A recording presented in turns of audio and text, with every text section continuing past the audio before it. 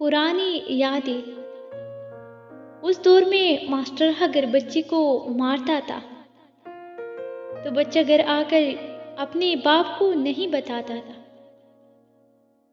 और अगर बताता था तो बाप उसे एक और थप्पड़ रसीद कर देता था।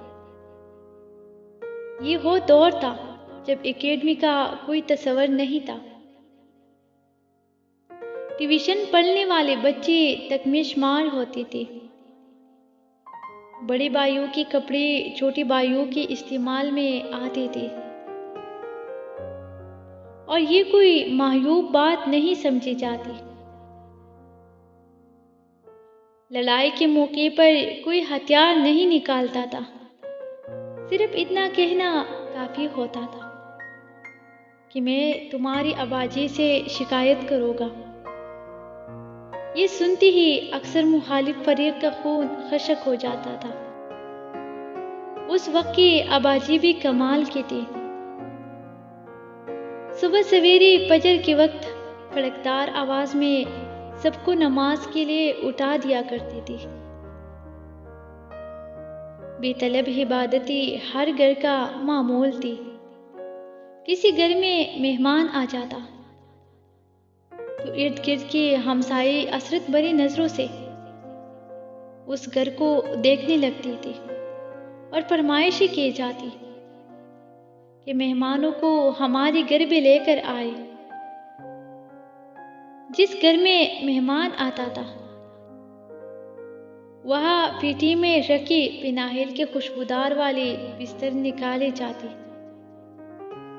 खुश आमदीद और शहरों की कढ़ाई वाली तकिए रखी जाती। मेहमान के लिए धुला हुआ तुलिया लटकाया जाता और गुस्ल खाने में नई साबुन की टकिया रखी थी। जिस दिन मेहमान ने रुखसत होना था सारे घर वालों की आंखों में उदासी के आंसू होते थे। मेहमान जाते हुए किसी छोटे बच्चे को 10 रुपए का नोट पकड़वाने की कोशिश करता था तो पूरा घर उस पर एहतिजाज करते हुए नोट वापस करने में लग जाता था। ताहम मेहमान बर सूरत ये नोट देकर ही जाता था। शादी ब्याहों में सारा मोहल्ला शरीक होता था।